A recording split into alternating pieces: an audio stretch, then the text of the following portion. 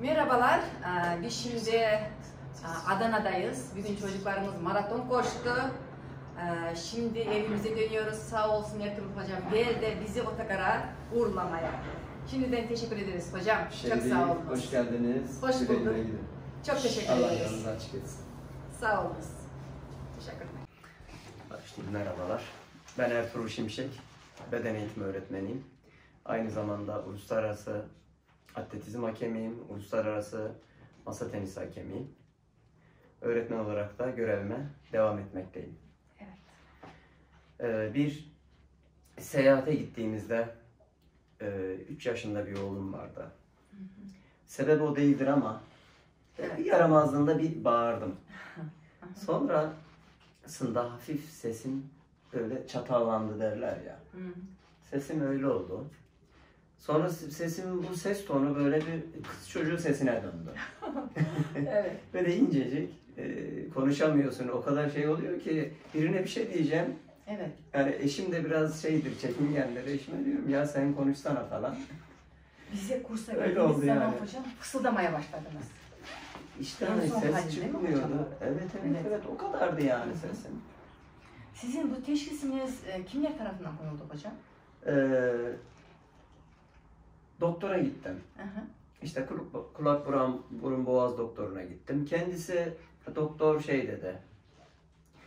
Ses teli felci olmuş dedi. Yani birkaç doktor muayene ettikten sonra. Evet. Biz şöyle düzeltiriz dedi. Nasıl olacak? O ses telini dedi ortaya çekeriz dedi. Sesiniz biraz kalınlaşır. Evet. Yani diğer ses telini öldürecekler, yok edecekler. Evet. Sonra bana da çok mantıklı gelmemişti zaten. Ameliyat Yani ameliyat yapacaktı. Evet. Hazır olan ses telimden de olacaktım. Evet. Neyse uzun lafın kısası diyelim. Evet. Bir görevim vardı, eğitmenlik görevim. Özel sporcular atletizm alanında. Bir görevim vardı. Kursiyerlerimden bir bayan. Ben kursa başlayınca ses tonumdan anladı. Hocam dedi ben size yardımcı olabilirim dedi.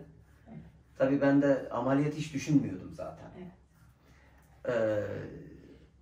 Güzel bir çalışma. Çok güzel teşhisler koydu. Önce testler yaptı.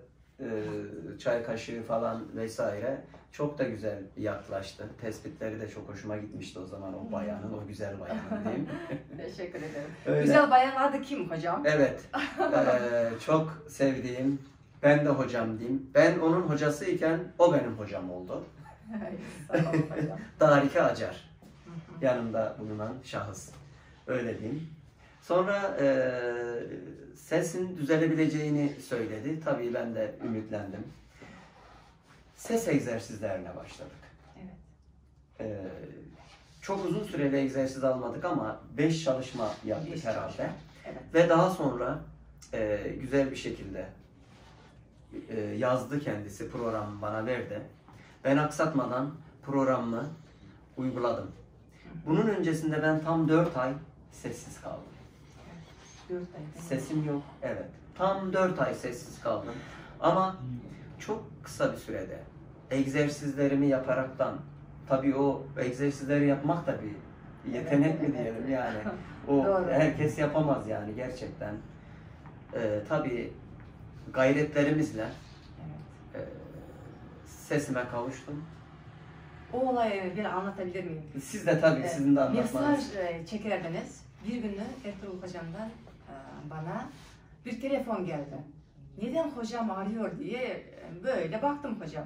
Ve açınca alo ben sizin telefon numara olduğunu biliyorum da siz kimsiniz dedim mahsustan. Deyince ben Ertuğrul hocanın kardeşiyim diyor. Öyle mi dedim. Şaka şaka ben Ertuğrul hocamınız dediniz.